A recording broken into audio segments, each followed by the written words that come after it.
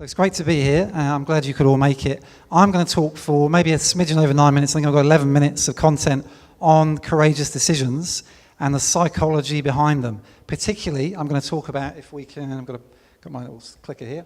I'm going to talk about psychology of courageous decisions, how we can make them better, but primarily why we make them in the first place. So I hope you enjoy the next 9 or so minutes.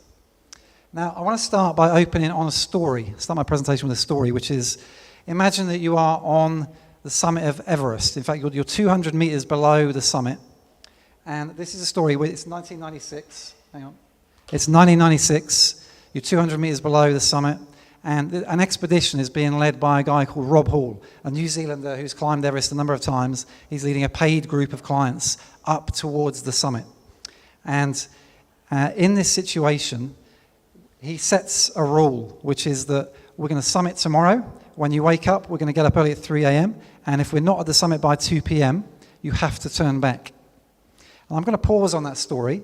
We're going to come back to it. I'm going to pause while we look at some analogies for what's going on the mountain and what it might mean, what you can learn for your business around courageous decisions. And I think the first thing we would note, it's an easy analogy to go from climbing mountains and leading people up mountains to saying, as a CEO, your job is to lead people, often a disparate rabble of people, if you like, towards and up goals and up mountains they never would have thought they could achieve themselves, and do it quicker than your competitors. And also, I think as CEOs and owners of organizations, there's no prizes for maintaining the same course. If you're employed as a new CEO in a company, you want to change. You're only going to be remembered if you do something creative, innovative, transformational. So that's a bit like being on the top of the mountain as well. But it turns out that the average company only makes 2.5 decisions a year that affect more than 10% of their revenue. These are the big decisions. And what I want to do today is talk about not only the courage that's needed to make them, but also I want to go into specifically gut feel and the role of how your guts can help you or hinder you make these courageous decisions. And who we're going to meet is, we're going to meet a guy called Kim Jong-il, who you may remember, he's now deceased, was the leader of North Korea for many years until he passed to his son.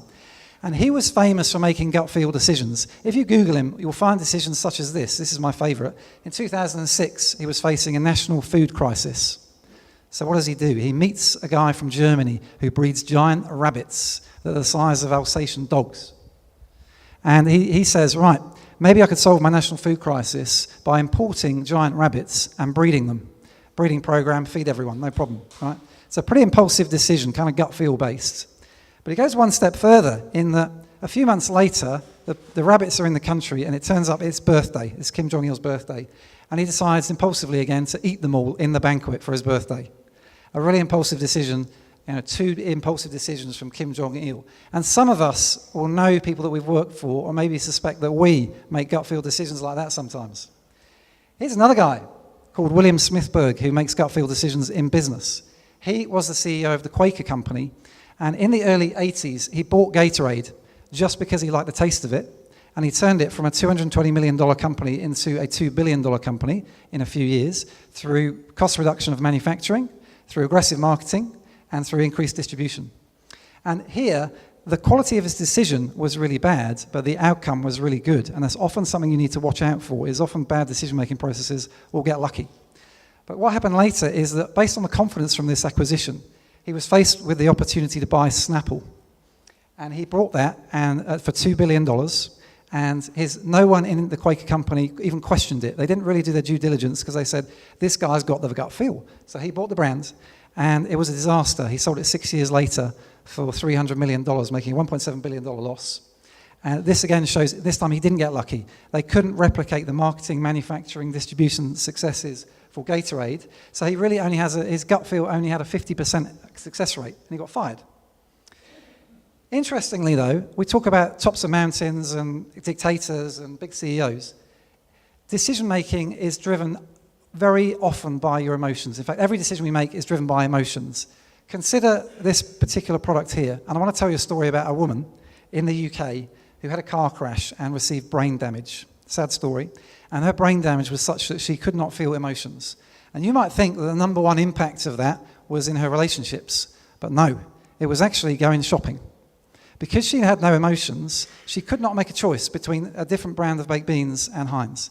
She had no emotions, she had no relation to the category. She could only make decisions by comparing the salt content or the price per bean, right? So making decisions is actually impossible without emotions, and this woman demonstrated it. So I want to tell you quickly, if you want to make courageous decisions, what can you do about this? For me, if I hear, my gut feel comes into play, if I hear an idea, the hairs on the back of my neck go up if I like it, much like the whiskers on a cat, if you like. And for you, if you get presented an idea in a meeting, you will often have a visceral reaction. If you don't like it, your gut will literally sink. And if you do like it, maybe the hairs on the back of your neck raise. And the problem with gut feel is that we actually hide it. We don't acknowledge it. We quickly, our gut feel says sink, and we go, right, I'm going to find some logical reasons to post-rationalize that. And we don't even know we're doing it. But the quality of our conversations is worse because we hide this gut feel and we don't accept it. So the first step to being a courageous decision maker is actually to accept and celebrate your gut feel and then move on from it. The other thing with gut feel is it's not that reliable. It's only reliable in situations where you've got a lot of experience and you get rapid feedback from your decisions. And so if someone does present, say, a marketing idea to you for your business, if you say, no, I don't like it because of your gut feel, and it doesn't get made, you're actually never going to get the feedback whether you were right or wrong because the ad didn't get made. And if you say, yeah, I like it, and it gets made, and it tanks and doesn't do very well, you'll probably say, actually, that was the agency's fault. Anyway, so you don't necessarily, it's hard to learn gut feel, right? So, but one thing you can do about it is, as I said, you've got to manage your heart and your head in these courageous decisions. So what Edward de Bono says that I subscribe to is that with your team, when you're making big decisions, ask them to actually write down their gut feel. Don't rationalize it, just write it down and then share. The reason you write it down is that you don't want people to influence one after another, right? So you write it down so you're not influenced by each other, and just share how you feel about this idea, and then move on. So everyone's gut feel is stated, and then you get back to the facts. So that's the first thing you can do. The second thing you can do is happened at Intel, and it's called What Would My Successor Do? So in the 90s, Intel was facing a threat from Japanese manufacturers who were making memory chips much cheaper through their lean manufacturing, etc. And the two founders were sat in an office one day, and they said, you know what, we've got all this data, but what would someone do if they came in fresh as a new CEO? Not us, but someone new. And they immediately went, look, if they had this data in front of them about where our share is going, they would absolutely exit the memory chip market and move into this fast-growing microprocessor market. And that's what they did. And having that distance, if you like, of stepping to the side and saying, what would my successor do, gave them the power to solve that problem and remove their emotions from that equation. So back on Everest, the mountaineers are heading towards the summit. They've got a 2 p.m. turnaround time, and by 2 p.m., only 2 people have reached the summit. But the leader, Rob Hall, actually allows people to keep going up till 4 p.m. And then, as they're coming down too late, it's getting dark, a storm comes in unexpectedly, and 5 people died on the mountain that night through frostbite, losing their way and falling over the edge and all sorts of awful things. A movie's been written about it, or a book and a movie. But I want to tell you quickly what happened with the decision-making there. 3 issues. Number 1 is called the sunk cost effect, where they were so close after so much work and so much money to get so close to the summit, you're literally 200 meters away, you're not going to turn around. And you need to watch out for this sunk cost effect in your business so that you're very clear that you don't throw good money after bad. And that's a common psychological problem, the sunk cost effect. You've invested money and time. The second issue was that over the acclimatization and climbing periods, they'd created a culture in this group where no one really challenged the leader. So no one, when he kept on allowing people up till 4 o'clock against his very own rule, no one challenged him.